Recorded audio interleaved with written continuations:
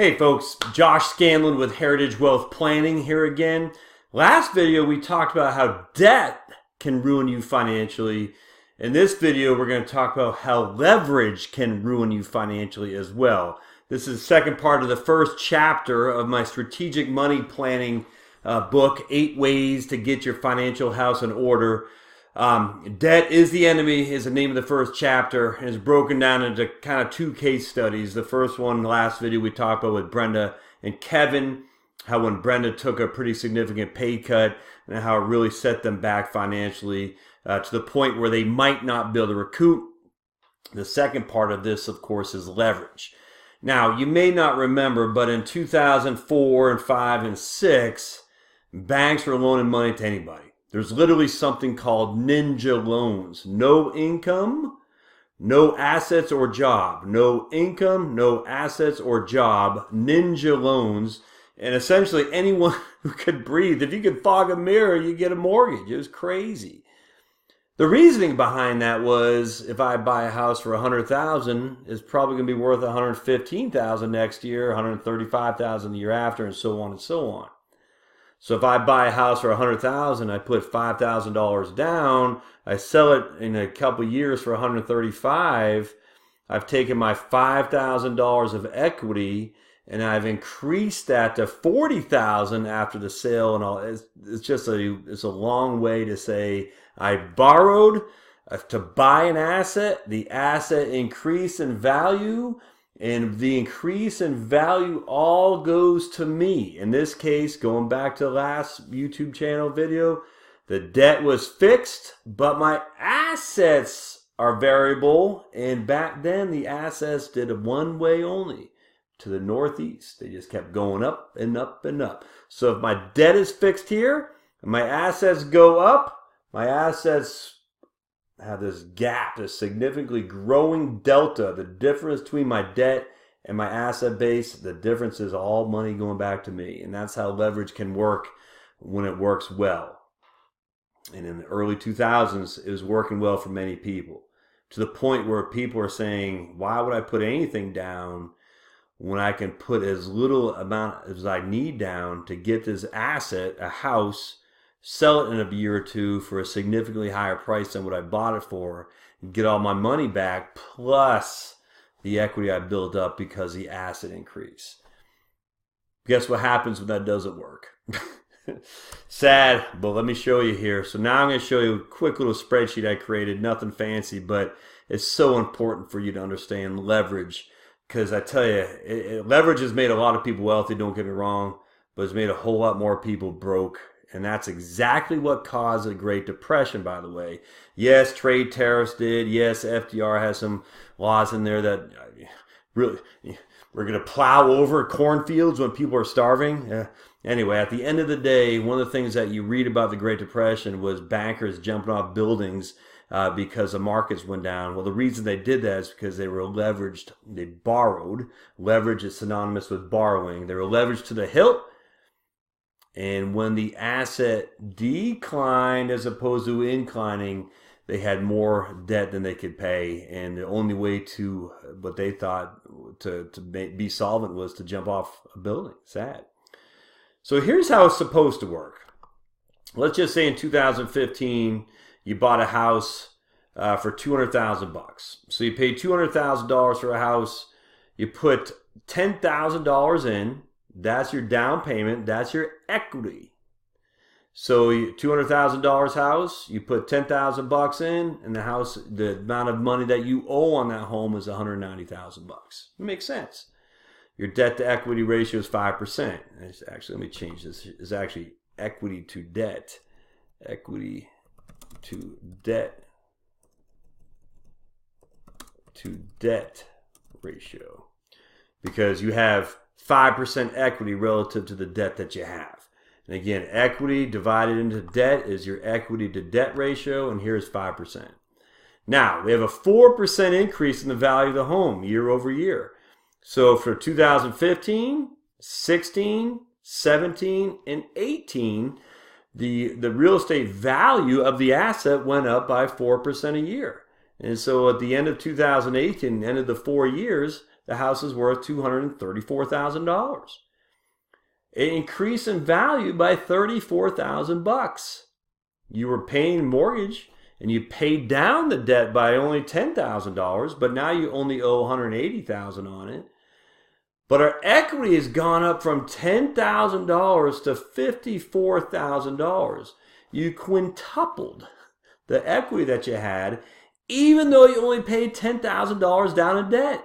The reason for that is because we had a $34,000 increase in equity simply due to the appreciation of the asset. I can't stress this enough. When leverage works, and when it works always on paper. In reality, it doesn't work nearly as much, but it does work. I'm telling you, it can. In this case, it worked like a charm. You put $10,000 down, you paid $10,000 of your mortgage balance, and the rest was driven by the increase in asset value only by 4%. We're not talking about a huge amount of increase in asset price increase. And now we have $54,000 in equity on a house that we only owe $180,000 on. So our equity to debt ratio now is 23%. Again, a quintupling of our equity ratio, even though we've only paid $10,000 less in debt, paid down our debt by $10,000. The amazing, and Albert Einstein, the compounding interest, it's genius. It's amazing how it works.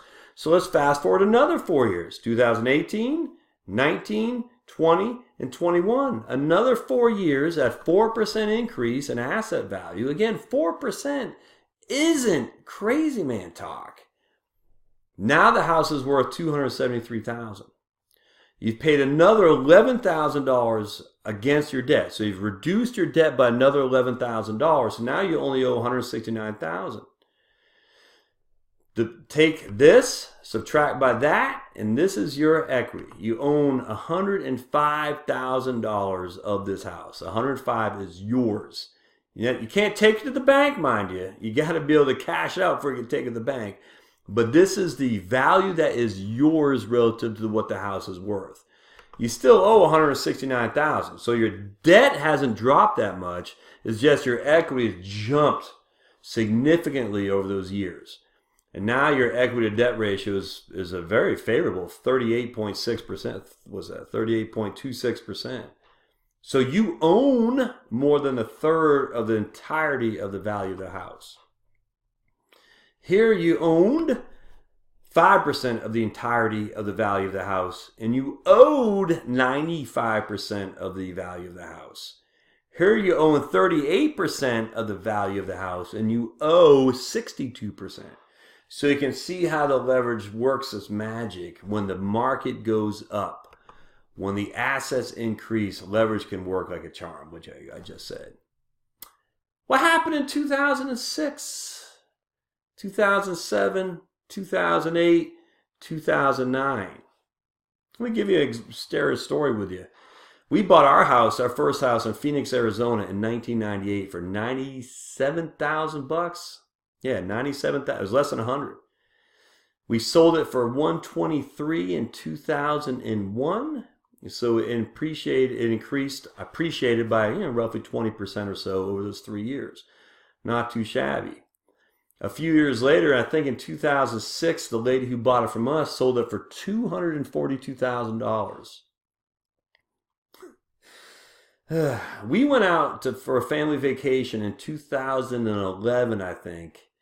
Drove by the house. In fact, it's interesting. The palm trees I planted had just they were looking marvelous. It was fantastic. Those things that just bloom, huge trees out there, provide a lot of shade for that home, which in Phoenix you need because it's just such a dry climate. There's not that many trees that provide you shade like we have here in Georgia. The house was for sale for $75,000. We bought it in 1998 for less than 100. We sold it for 123 or something like that. The lady who bought it from us sold it for 240. And over the next 5 years, it dropped to $75,000 or something like $80,000. It was less than what we initially bought it, basically 15 to 20 years previously. Now, I remember we drove by and the door was open. and I could tell it was unoccupied. And I went in there, and it was actually an orthodontist, the dentist, the doctor, dentist, orthodontist, orthopedist, whatever they're called. But, a pretty wealthy guy. And he was basically cleaning it out. And I said, what's going on here? He goes, oh, man, the previous owners just walked away. They took out all the utility appliances, basically took the copper wiring and everything. And basically they took the whole thing. They took it away. They left with all that, and they left me holding a wet bag. Or the previous owner was that guy. They left the bank holding a wet bag. And so this dentist swooped in and said, I'll pay cash money. I think he paid like $60,000 for it or something like that. And his thing is he was buying this whole just rental empire or real estate empire of houses down the block, because it wasn't just our old house. His houses for as far as you can see. In Phoenix, they do these cookie cutter things, or just one after another on an eighth of an acre, which is 6,000 square feet or something like that. And they're just putting them in. So if one house is going kaput, the other houses will fall along. It's almost like a condo unit, actually. They're all the same. And so this guy was buying up all these houses, cash money, but he's paying cash for them. And the bank was just trying to get it off. They just were taking it right off. They just didn't want anything to do with it. So this guy was going in there, and I was talking to him. And again, I think he said he had like 6 or 7 on that block alone. A lot of them were fine. This one, ours, was occupied by guys who took the appliances and took the copper wiring and all that, copper wiring. But he was able to go in there for $65,000, $70,000. He was going to fix them up. This is literally how you're supposed to do flipping.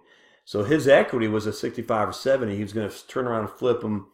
For he was thinking he'd get 140 for him. And I think he did. I looked on Realtor or Zillow, one of those websites, a few years ago, and they were selling for 140, 150. And so that's how you flip.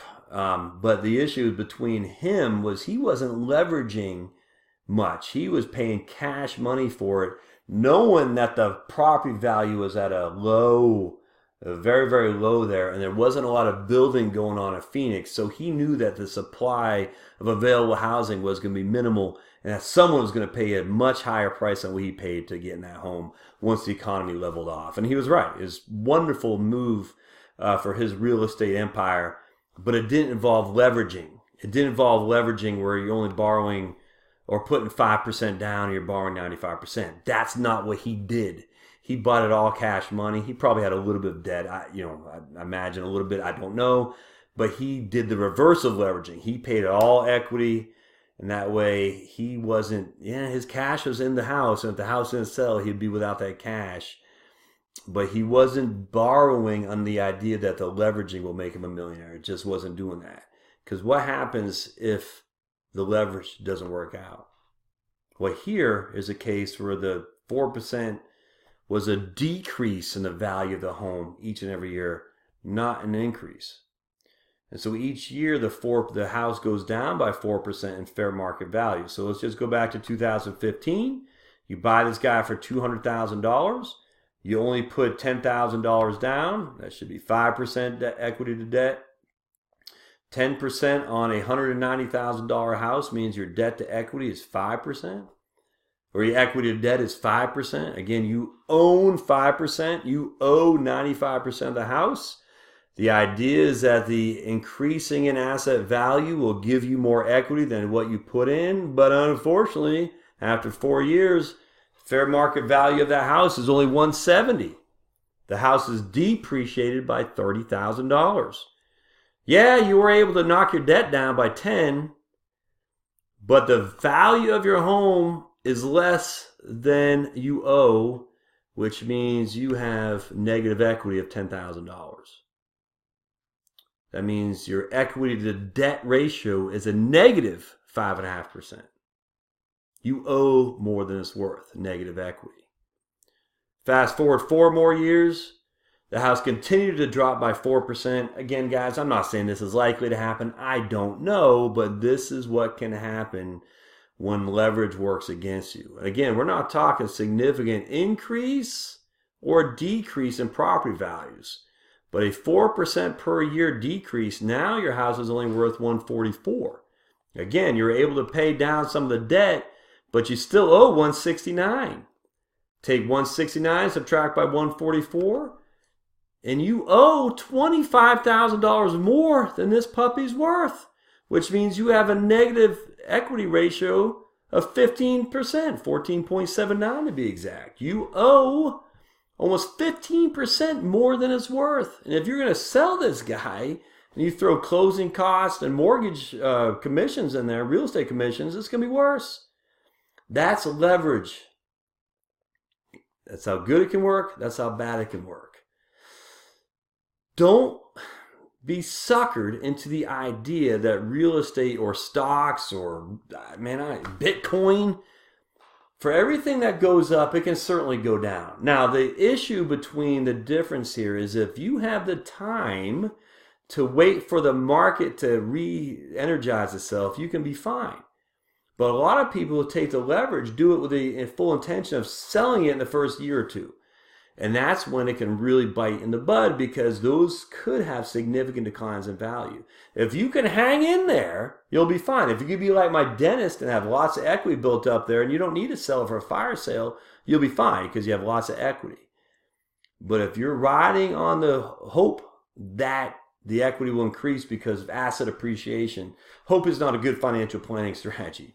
Hope may or may not come to fruition, but financial planning is not about that. Financial planning is about more than hope. Financial planning is about the what-if scenarios that come and bite you in the bud, and leverage is one of those ones.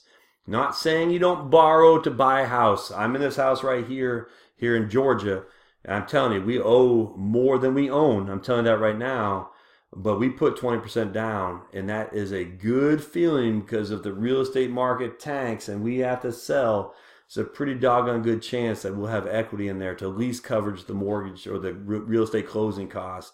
And that way we can walk away without having to go to the bank to try to borrow another $25,000 just to get out from underneath a negative equity house. Don't want that to be you. So be careful when it comes to leverage. Be careful. All right. Again, what I always ask, love your comments and comments that you have. Share with them, please. Have you ever used leverage? Did it work? Did it hurt? I'd love to hear cases where it worked well for you, where it didn't work well. If you have some thoughts to share with the other folks that are watching, by all means do so. Say, hey man, this worked for us real well. This didn't work so well. Be careful here, or you might want to think about that. Lastly, just to hit me in the head. If you're going to leverage, you don't leverage on an asset that's going to depreciate. So a car. You never leverage a car because a car is assured to lose value the minute you drive it off the lot. You want to leverage on things that appreciate so you can take advantage of the debt leveraging concept. I actually don't recommend doing it because I don't think it works as well as it seems like it could on paper. But if you're going to, make sure you're doing it with something that's going to increase in value as opposed to something that's going to flatline or decrease in value. All right, don't forget to subscribe down there. That red button, subscribe, just means you're signed up. Hit the bell for notifications. That means you get notified when I produce new content. I got 7 more chapters left on this book to talk about. So I'm going to be doing those each and every day. And then we'll go on to my next book, 21 Reasons Why You Need a Roth IRA. So stick with me. More content to come. And I appreciate your patience and hanging in there with me. Thanks, guys.